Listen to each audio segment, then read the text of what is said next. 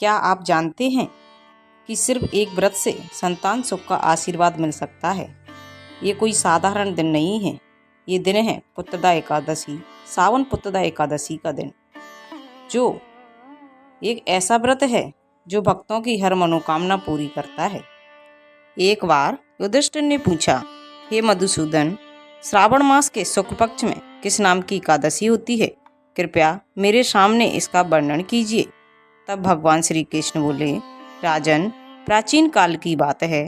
द्वापर युग के प्रारंभ का समय था। महेशमतीपुर में राजा महिजित अपने राज्य का पालन करते थे, किंतु उन्हें कोई पुत्र नहीं था, इसलिए वह राज्य उन्हें सुखदायक नहीं लगता था। अपनी अवस्था अधिक देख राजा को बड़ी चिंता हुई। उन्होंने प्रजा वर्ग में बैठकर इस प्रकार कहा, प्रजाजनों, इस जन्म में मुझसे कोई गलती हुई है, ना ही पाप हुआ है।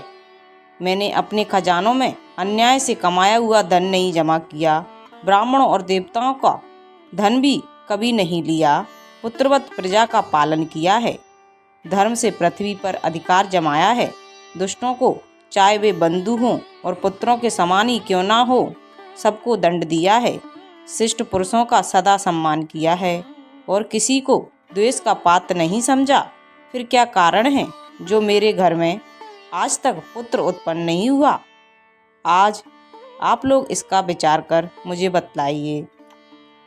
राजा के ऐसे वचन सुनकर प्रजा और ब्राह्मणों के साथ पुरोहित भी उनके हित का विचार करने लगे और गहन वन में प्रवेश कर गए। राजा का कल्याण चाहने वाले वे सभी लोग इधर उधर घूमकर ऋषि सेवित आश्रमों की तलाश करने लगे। इतने में उन्हें मुनिश्रेष्ठ लोमस जी के दर्शन हुए। लोमस जी धर्म के ज्ञाता, संपूर्ण शास्त्रों के विद्वान, दीर्घ आयु और महात्मा हैं। उनका शरीर लोम से भरा हुआ है। वे ब्रह्मा जी के समान तेजस्वी हैं। एक एक कल्प बीतने पर उनके शरीर का एक एक लोम क्षीण होता है, टूटकर गिर जाता है, इसीलिए उनका नाम लोमस ऋषि पड़ा। वे महामुनि तीनों कालों की बातें जानते हैं। उन्हें देखकर सब लोगों को बड़ा हर्ष हुआ। लोगों को अपने निकट आया देखकर लोमस ऋषि ने पूछा, सब लोग किस लिए यहाँ आए हो? अपने आने का कारण बताओ। तुम लोगों के लिए जो हितकर कार्य होगा उसे मैं अवश्य करूँगा। प्रजाजनों ने कहा, ब्राह्मणे, ऋषिवर, इस समय महिजित नाम वाले जो राजा हैं उन्हें कोई पुत्र नहीं है। हम लोग उन्हीं की प्रजा हैं जिनका उन्होंने पुत्र की भांति पालन किया है। उन्हें पुत्रहीन देखकर उनके दुख से दुखित हो हम तपस्या करने का दृढ़ निश्चय करके यहाँ आए हैं। ऋषिवर, राजा के भाग्य से इस समय हमें आपका दर्शन मिल गया है। महापुरुषों के दर्शन से ही मनुष्यों के सब कार्य सिद्ध हो जाते हैं। हे मुनि, अब हमें उस उपाय का उपदेश दीजिए जिससे राजा को पुत्र की प्राप्ति हो। उनकी बात सुनकर महर्षि लोमस जी 2 घड़ी के लिए ध्यानमग्न हो गए। उसके पश्चात राजा के प्राचीन जन्म का वृत्तांत जानकर उन्होंने कहा, प्रजाजनों सुनो, पूर्व जन्म में मनुष्यों का धन चुराने वाला धनहीन वैश्य था। वह वैश्य गांव गांव घूमकर व्यापार किया करता था। एक दिन ज्येष्ठ के शुक्ल पक्ष में 10वीं तिथि को जब दोपहर का सूर्य तप रहा था, वह किसी गांव की सीमा में एक जलाशय पर जा पहुंचा। पानी से भरी हुई बावली देखकर वैश्य ने वहां जल पीने का विचार किया। इतने में वहां अपने बछड़े के साथ एक गऊ भी आ पहुंची। वह प्यास से व्याकुल और ताप से पीड़ित थी, इसलिए बावली में जाकर जल पीने लगी। वैश्य ने पानी पीती हुई गाय को हाँककर दूर हटा दिया और स्वयं पानी पीने लगा। उसी पाप कर्म के कारण राजा इस समय पुत्रहीन हुए हैं। किसी जन्म के पुण्य से उन्हें निष्कंटक राज्य की प्राप्ति हुई है।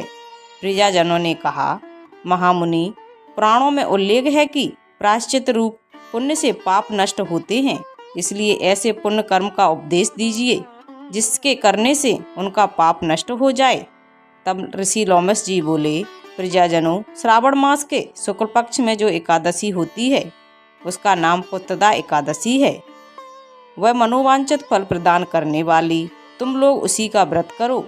यह सुनकर राजा प्रजाजनों ने मुनि को नमस्कार किया और नगर में आकर विधि पूर्वक पुत्रदा एकादशी के व्रत का अनुष्ठान किया।